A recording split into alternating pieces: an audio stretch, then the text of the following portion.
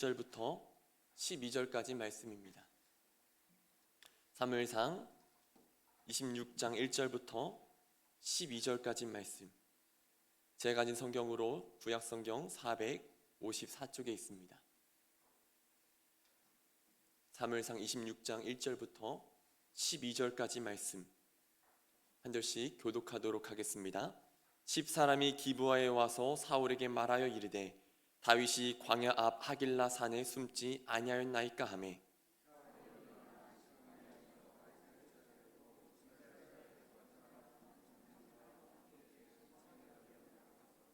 사울이 광야 앞 하길라 산길가에 진친이라. 다윗이 광야에 있더니 사울이 자기를 따라 광야로 들어옴을 알고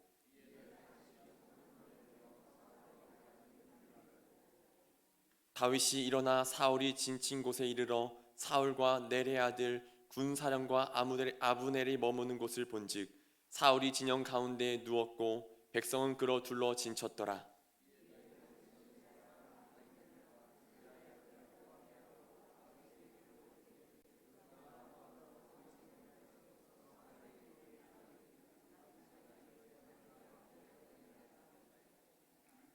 다윗과 아비새가 밤에 그 백성에게 나아가 본즉 사울이 진영 가운데 누워 자고 창은 머리곁 땅에 꽂혀 있고 아브넬과 백성들은 그를 둘러 누웠는지라.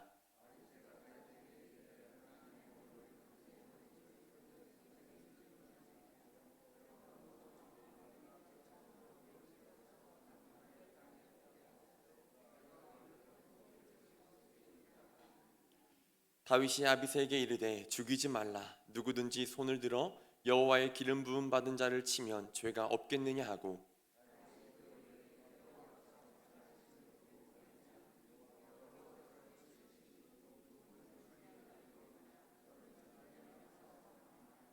11절 12절 함께 읽겠습니다.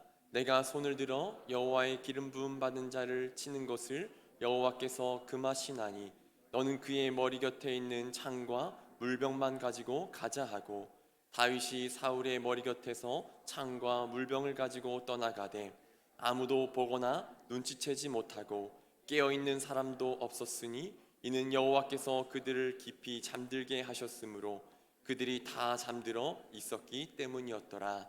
아멘. 할렐루야. 주일 저녁 예배에 오신 여러분을 주님의 이름으로 환영하고 축복합니다. 오늘은 우리가 익숙하게 잘 알고 있는 말씀이죠. 다윗이 사울을 피해서 도망 다닐 때의 이야기를 통해서 함께 은혜를 나누려고 합니다. 사울은 다윗을 죽이기 위해서 끊임없이 따라갑니다. 특별히 오늘 말씀을 보니까 3,000명의 군사들을 데리고 다윗을 쫓아 광야로 나아갑니다. 그리고 한밤이 되어서 장막을 치고 그곳에서 잠을 자게 되죠. 다윗은 그의 부하였던 아비새를 데리고 사울의 진영으로 들어갑니다. 그리고 모두가 깊은 잠에 빠져 있을 때 그 가운데 사울을 죽일 수 있는 절호의 기회를 갖게 됩니다. 그리고 옆에 있던 아비새가 다윗을 이제 충동하기 시작합니다. 우리 8절 말씀을 한번 같이 읽어보실까요? 8절 말씀입니다. 시작. 아비새가 다윗에게 이르되 하나님이 오늘 당신의 원수를 당신의 손에 넘기셨나이다. 그러므로 청하오니 내가 창으로 그를 찔러서 단번에 땅에 꽂게 하소서. 내가 그를 두 번 찌를 것이 없으리이다 하니. 아멘. 아비새의 말은 다윗의 입장에서 볼 때 너무나도 큰 유혹과도 같았을 겁니다. 자신의 손에 굳이 피를 묻히지 않아도 아비새가 나서서 사울을 죽인다라고 이야기하니 얼마나 큰 유혹이었겠습니까? 근데 이 유혹 앞에서 다윗이 어떠한 결정을 합니까? 우리 9절 말씀인데요. 같이 보실까요? 9절입니다. 시작. 다윗이 아비새에게 이르되 죽이지 말라. 누구든지 손을 들어 여호와의 기름 부음 받은 자를 치면 죄가 없겠느냐 하고. 아멘. 다윗은 아비새를 죽이지 말라라고 이야기합니다. 여러분, 그 이유가 무엇입니까? 다윗이 사울을 쳐서 죽인다고 한다면 그것은 사람과 사람 사이에서 일어나는 살인 죄를 넘어서 하나님께 죄를 짓는 것임을 알았기 때문입니다. 기름 부음 받은 자는 곧 하나님의 소유이고 그 하나님의 소유가 된 그 사람을 치는 것은 곧 하나님의 주권을 침해하는 것과도 같다라는 사실을 사울은 알았습니다. 여러분, 오늘 말씀을 보게 되면 다윗과 아비새는 분명히 똑같은 상황에서 똑같은 그 상황을 목격했습니다. 사울이 곤히 잠들어 있는 그 상황 속에서 이 두 사람의 해석은 달랐습니다. 아비새는 하나님께서 사울을 다윗의 손에 넘겨주셨다라고 그 상황을 해석했습니다. 그러나 그에 비해서 다윗은 어떻습니까? 그렇지 않았습니다.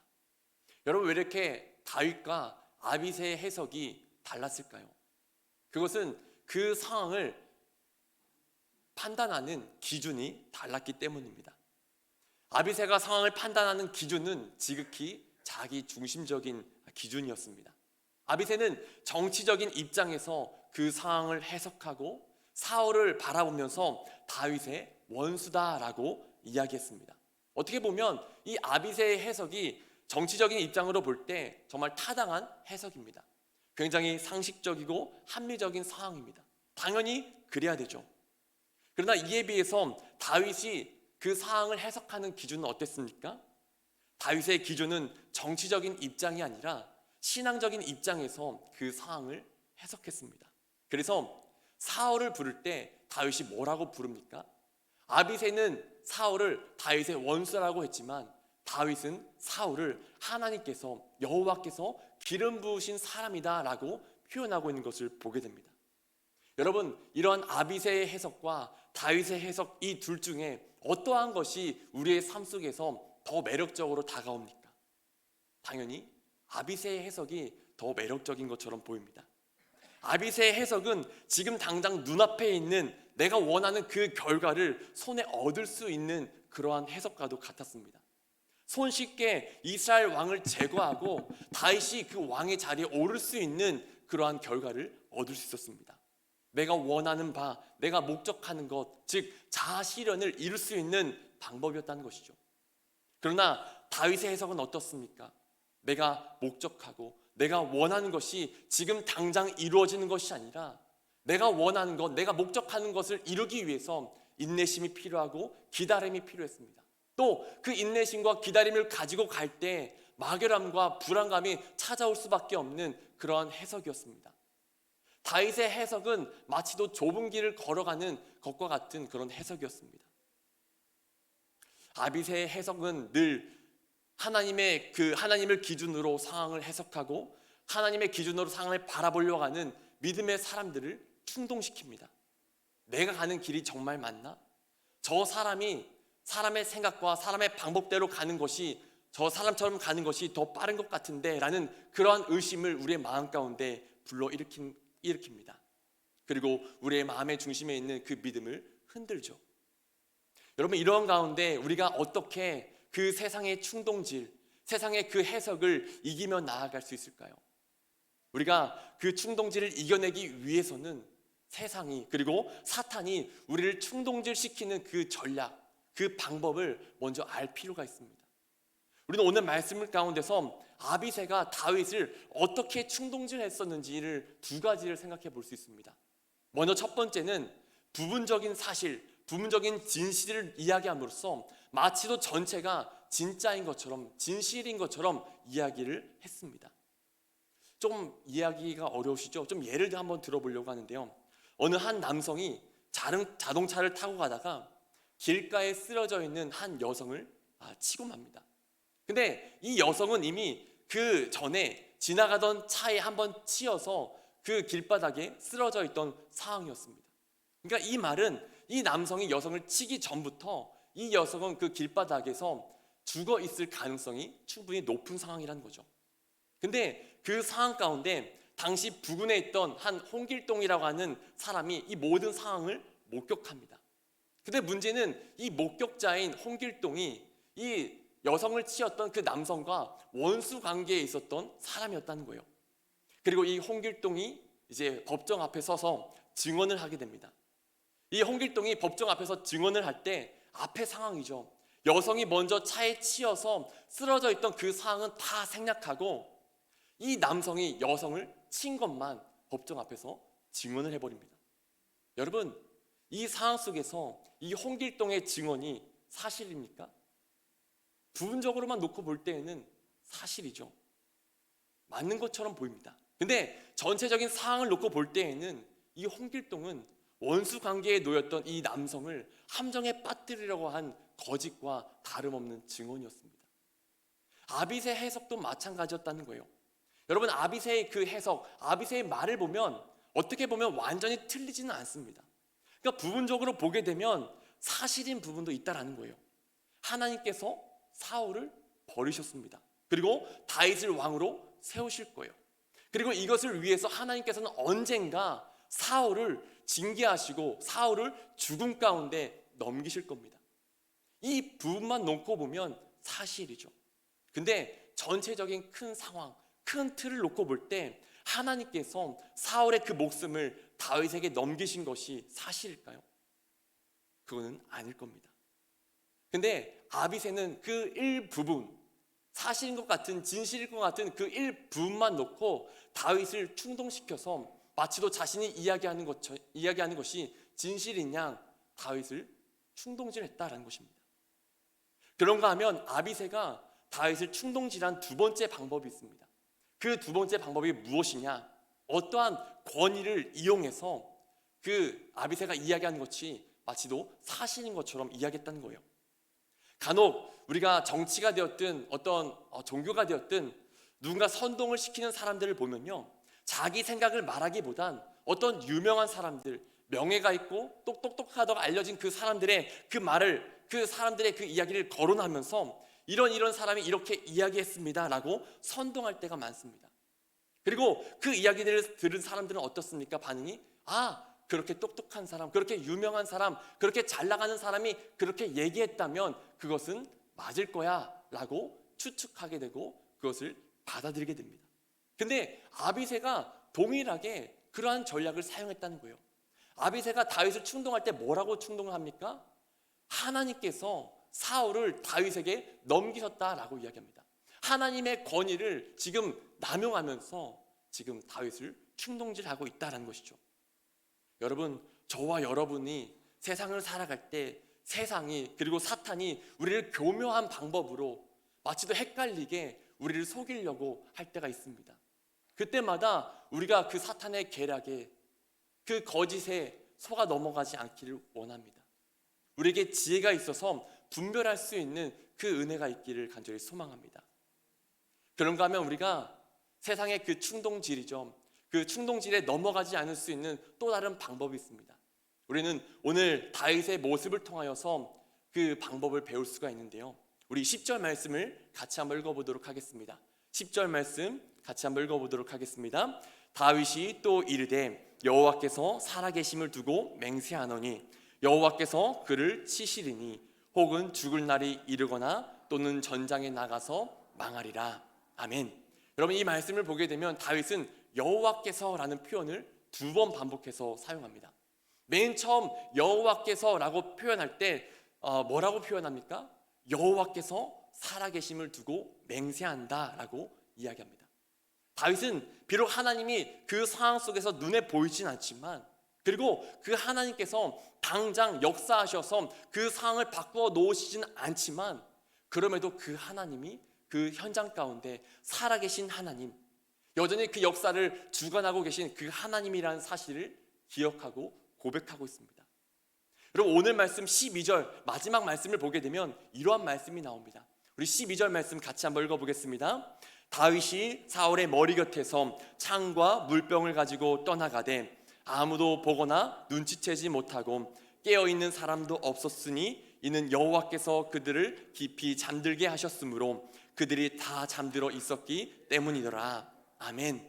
이 12절 말씀을 보니까 다윗이 사울의 진영에 들어가서 무사히 창과 물병을 가지고 나올 수 있었던 그 이유에 대해서 말합니다. 그 이유가 무엇입니까? 하나님께서 계시지 않는 것 같은 그 상황 속에서 하나님께서 사울을 비롯해서 3,000명이나 되는 그 군사들을 깊이 잠들게 하셨기 때문에 그 일이 가능했다라고 이야기합니다. 여러분, 우리가 이 상황을 조금 한번 상상력을 동원해서 한번 상상을 해봤으면 좋겠습니다. 여러분, 무대 위에 3,000명의 군사들이 있고 그 가운데 사울이 있습니다. 그리고 이들은 깊은 잠에 빠져 있습니다. 그리고 그 가운데 하나의 그 조명이 비춰집니다. 다윗과 아비새에게 조명이 비춰집니다. 모두가 다 잠들어 있는 그 시점에서 다윗은 아비새의 그 충동질의 그 말을 들었을 때 아무도 보지 않으니까 자신의 행동을 아무도 모를 것이고 아무도 자신을 비난하지 않을 거라는 생각이 들 수도 있었습니다. 충분히 타협하면서 아비새의 그 해석을 받아들이고 조금 더 쉬운 길, 조금 더 빨리 왕이 될 수 있는 그 길을 선택할 수도 있었을 겁니다. 근데 그렇게 모두가 잠들어 있는 그 상황 속에서 다윗은 보이진 않지만 그 자리 가운데 하나님이 살아계신다는 것을 기억합니다. 비록 보이진 않으시지만, 그래서 자기 마음대로 해도 될 것 같지만 하나님께서는 졸지도 주무시도 않으시고 모든 것을 감찰하시고 더 나아가서 그 현장을 주관하고 계신다는 그 사실을 기억하고 고백했습니다. 여러분, 다윗이 이렇게 살아계신 그 하나님을 기억하며 나아갈 때 세상의 기준으로 다윗을 충동질해오는 그 유혹을 이겨낼 수가 있었습니다. 우리가 이 세상을 살아갈 때 세상의 수많은 기준과 수많은 해석들이 우리의 삶을 충동질해올 때가 있습니다. 그때 우리가 그 충동질에 넘어가지 않을 수 있는 방법은, 타협하지 않을 수 있는 방법은 그 상황 속에서 하나님이 살아계신다는 그 사실을 기억하는 겁니다. 남들은 알지 못한다고 할지라도 하나님만큼은 내 마음의 중심을 알고 계시고 내가 무언가를 행하는 그 동기조차도 하나님께서 알고 계신다는 그 사실을 기억하며 나아갈 때 우리는 유혹에 빠지지 않고 죄에 넘어지지 않을 수가 있다는 사실입니다. 저와 여러분들이 모든 상황 속에서 살아계신 그 하나님을 기억하며 나아갈 수 있기를 간절히 소망합니다. 그런가 하면 10절 중반절 이하를 보시면 두 번째 여호와께서가 나오는 것을 보게 됩니다.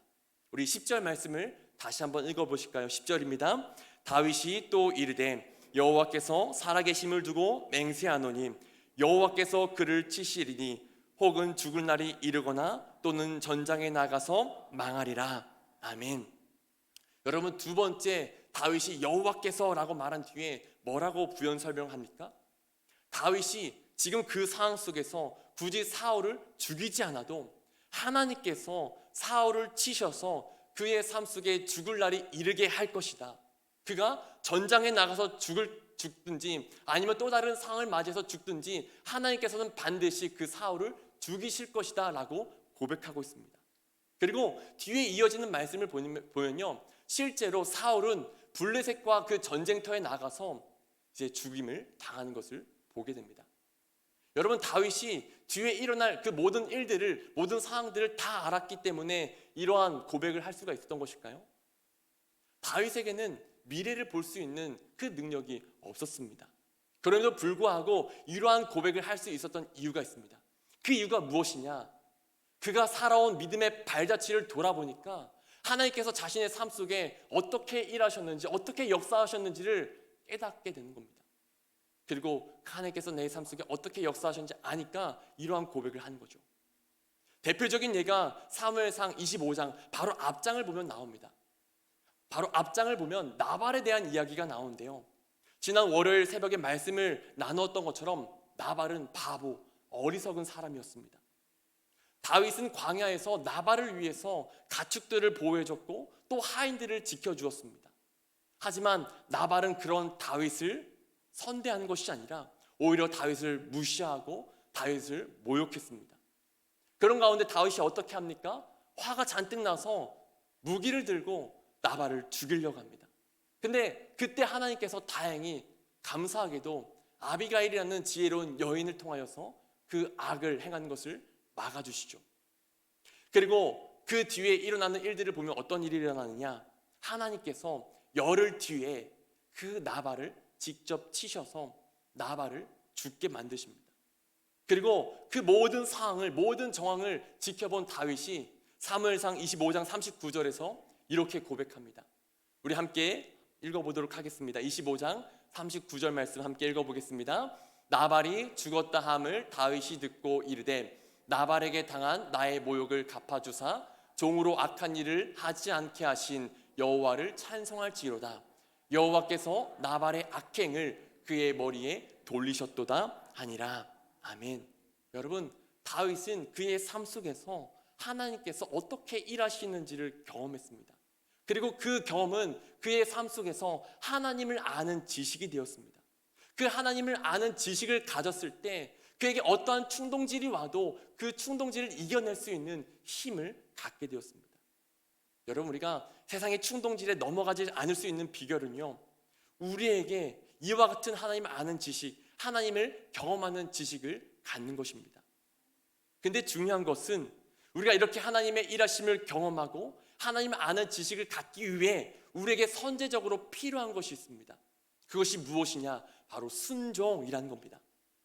여러분, 하나님께서는 우리의 앞길, 우리의 앞날을 다 하나하나 말씀해 주시고 보여주시면서 자, 너의 앞날은 이럴 거야 라고 하시면서 우리를 이끌어 가시는 분이 아니십니다. 시편 119편 105절을 보면 주의 말씀은 우리 발의 등이다 라고 고백하고 있습니다. 즉, 하나님의 말씀이 우리의 삶 전체, 우리의 삶 가운데 어떠한 일들이 일어날지를 다 낱낱이 말씀해주는 그런 말씀, 헤드라이트가 아니라 우리 발의 등이라고 이야기합니다. 즉, 이 말은 우리가 믿음으로 순종하며 나아갈 때, 믿음으로 말씀에 순종하며 나아갈 때 그 내딛는 그 발걸음만큼씩 하나님의 일하심을 보여주시고 그것을 통하여 하나님을 알게 하시는 그 하나님이시라는 것을 고백하고 있는 것입니다. 여러분, 성경 속의 수많은 인물들을 보면요, 예수님의 기적을 경험한 수많은 사람들이 있습니다. 근데 이 수많은 사람들이 예수님의 기적을 어떻게 경험했습니까? 바로 순종을 통해서 경험했습니다. 베드로가 어두운 밤 동안 물고기를 잡지 못하고 있는 그 상황 속에서 예수님께서 오셔서 깊은 곳으로 가서 그물을 던져라 라고 말씀하셨을 때 베드로는 순종함으로써 그 예수님의 일하심, 하나님의 그 역사를 경험했습니다. 누군가는 빈 돌 항아리 6개를 떠다가 물을 받아다 연회장에 갖다 주라는 그 예수님의 말씀에 순종함으로써 그 예수님의 일하심을 경험했습니다. 우리가 하나님의 일하심, 하나님의 그 능력을 경험하기 위해서는 우리의 삶 속에 순종이 필요합니다. 즉, 반대로 바꾸어 말하면 어떠한 말이 됩니까? 우리가 순종하지 않으면 하나님의 일하심을, 하나님의 능력을, 하나님의 역사하심을 경험할 수가 없다는 겁니다. 여러분, 우리의 삶 속에 하나님의 말씀에 순종할 수 있는 믿음이 있기를 간절히 소망합니다. 그리고 순종할 때 하나님께서 우리의 삶 속에 어떻게 역사하시고 어떻게 일하시는지를 경험하고 그 경험을 통해 하나님을 조금씩 알아갈 수 있는 믿음의 사람들이 될 수 있기를 간절히 소망합니다. 우리가 순종할 때 하나님을 알게 되고 그 하나님을 아는 지식이 있을 때 그 지식을 통하여 세상의 어떠한 충동질도 어떠한 유혹도 이기며 나아가는 믿음의 사람들로 세워질 줄 믿습니다. 여러분, 하나님께서는요, 우리를 아예 죄에 짓지 못하는 그 상황 속에 넣어두시는 것이 아니라 때로는 죄에 걸려 넘어질 수도 있는 그런 상황 가운데 두시는 분이기도 합니다. 오늘 말씀이 그러하지 않습니까? 하나님께서 사울을 비롯해서 3,000명이나 되는 그 군사들을 깊이 잠재우셔서 다윗으로 하여금 범죄할 수 있는 그런 상황을 허용하시는 그런 상황을 맞이하게 하십니다. 우리가 선악과 사건을 놓고 보아도 그렇지 않습니까? 하나님께서는 아담과 하와로 하여금 선악과를 아예 따먹지 못하게끔 불기둥을 세우셔서 그것을 따먹지 못하게 만드시지 않았습니다. 오히려 동산 중앙에 가장 잘 보이는 곳에 그 선악과를 세워두셨습니다. 그러니까 죄에 걸려 넘어질 수 있는 그 상황을 허용하셨다는 것이죠. 왜 그러셨을까요? 하나님이 우리를 미워하시기 때문일까요? 그렇지 않습니다. 오히려 정반대로 하나님께서 우리를 사랑하시기 때문에 그러한 상황을 허용하십니다. 얼마 전에 인터넷에 올라온 한 기사를 보니까요, 어떤 한 부모가 12살 된 그 어린 나이에 손과 발을 묶어놓고 의자에 앉혀서 16시간 동안 성경 필사를 하게 하고 거기서 그만 이제 죽음에 빠뜨리는 그러한 상황을, 그러한 짓거리를 하는 것을 보았습니다. 여러분, 이 부모가 왜 그러한 일을 했습니까? 왜 손발을 묶어 놓았습니까? 자기들 마음대로 아이를 통제하기 위해서였죠. 이것은 부모가 자식을 사랑하기 때문에 한 행동이 아닙니다.